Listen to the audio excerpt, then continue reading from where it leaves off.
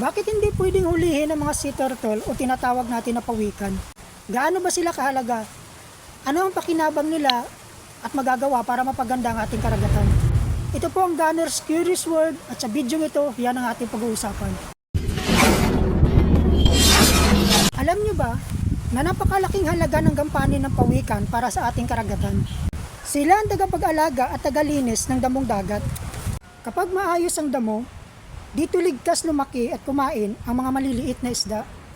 Pinapanatili din nila na malusog at matibay ang mga coral reef at tahanan ng maraming nilalang sa ilalim ng tubig. Pinipigilan din nila na dumami ng sobra ang mga jellyfish para hindi maubos ang mga itlog at sisiw ng isda. At tumutulong rin sila na patibayin ang dalampasigan para hindi madaling gumuho o kainin ng alon ang lupa at saka buhangin. Bawal silang katayin dahil mabagal silang dumami. Umaabot ng 10 hanggang 15 taon bago sila maging ganap na matanda at makapag-itlog. Maliban dito, konti rin lang ang nabubuhay sa mga itlog hanggang sa lumaki.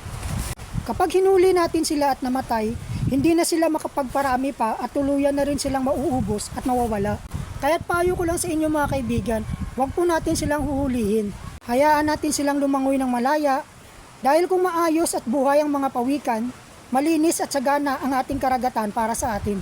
At yan po yung mga dahilan kung bakit dapat natin silang ingatan. Muli, ito po ang Gunner's Curious World. Huwag kalimutan mag-follow para sa iba pang kaalaman at ingatan natin ang ating kalikasan.